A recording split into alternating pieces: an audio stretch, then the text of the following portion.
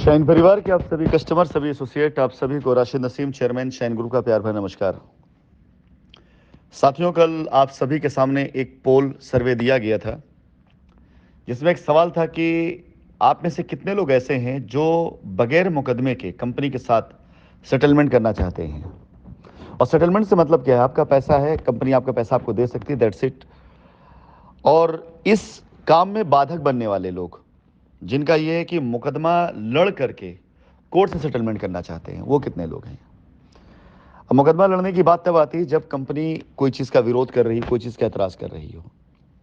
Simple सी बात है कि अगर कोई भी कंपनी किसी कस्टमर के हक को वापस देने की बात कर रही है, जो कभी बंद ही नहीं हुई थी, उसको बार बार बंद कराने की कोशिश की गई, उस कंपनी के साथ अगर एक पोल कराया गया, हो सकता है कि पहली बार बहुत से लोगों को समझ में ना आया हो, लेकिन परसेंटेज अगर रेशियो अगर आप देखेंगे, 175 लोग ऐसे हैं जिन्होंने वोटिंग करी है कि वो बिल्कुल उस सिस्टम जाना चाहते हैं जिस सिस्टम में समझौता कोर्ट के बाहर होता हो।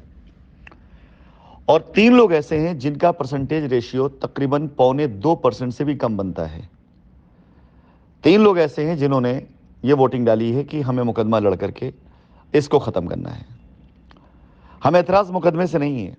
हमने एक सवाल किया था, वॉइस रिकॉर्डिंग नीचे पड़ी होगी, उसे सुन सकते हैं, कि अगर ऐसा है तो आप कृपया करके अपनी लायबिलिटी और डिटेल आप मुझे ज़रूर भेजें, मैं आपसे बात करूंगा। और मैं वो शख्स नहीं हूं जो ऐसे लोगों से बात करने से कतराऊं जो हमारे यहाँ निवेश किए हों और किसी बात से नाराज़ हों। हमने कई बार इस बात को साबित भी किया है कि अगर हमारा कस्टमर, हमारा निवेशक कहीं से किसी भी तरीके से भ्रमित है, नाराज़ है, हम उससे बात करेंगे। हमारी गलती होगी, माफ़ी भी मांगेंगे, और हमने गलत नहीं किया होगा तो हम उसको स्थापित करेंगे, साबित करेंगे कि नहीं, ये गलत नहीं है, कन्विंस करेंगे।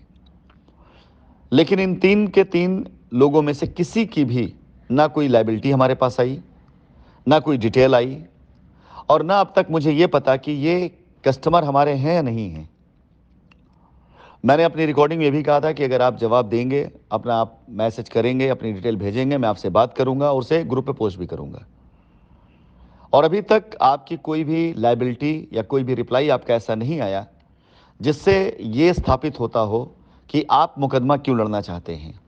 हमें मुकदमा लड़ने वालों से कोई शिकायत नहीं है, कोई इतराज़ नहीं है। मुकदमे का अंजाम भी क्या हो रहा है हम सब अच्छे से देख रहे हैं।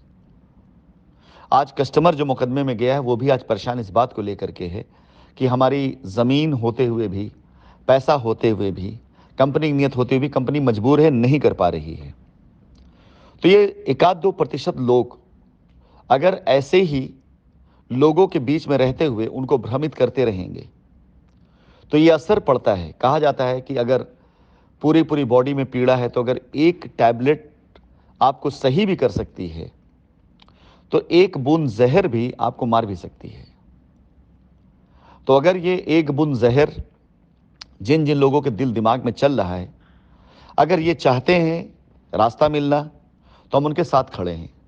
दोबारा ग्रुप को ज्वाइन कर लें, मुझे कोई इतराज़ नहीं होगा, लेकिन उससे पहले एक बार अपनी लायबिलिटी आप ज़रूर मुझे भेज दें।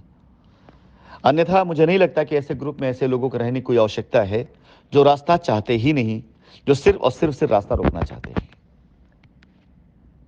क्षमा चाहूंगा मैं आप सभी कस्टमर से। आप सभी लोगों के लिए ये शायद मैसेज ना हो, लेकिन उन लोगों के लिए खासकर ये मैसेज है जिनके मन में आज भी इस प्रकार की पीड़ा, घृणा बदल चुकी है कि उन्हें लगता है कंपनी कहीं गलत है और वो मुकदमा लड़ना चाहते हैं। तो एक बार आपसे निवेदन, आप लड़िए, मुकदमे में कोई इतराज़ नहीं है, लेकिन सही का साथ दीजिए। मुकदमा अगर सही तरीके से लड़ रहे हैं, आप वहां खड़े रहिए। बहुत से लोग सवाल करते हैं कि कंपनी पैसे क्यों नहीं दे देती अगर इतना ईमानदार है। कई बार इस ग्रुप पे समझाया गया है कि सारे बैंक अकाउंट सीज होने के बाद कंपनी मजबूर है, लेकिन बैंक अकाउंट सीज होने से पहले के रिकॉर्ड निकलो अपने वकीलों से। कंपनी क्या कर रही थी उस टाइम पर? उस टाइम पर कंपनी क्या कर रही थी? जिस दिन हमारा अकाउंट सीज हुआ उस दिन से एक दिन पहले तक कंपनी क्या कर रही थी? आप इसको चेक कराइए।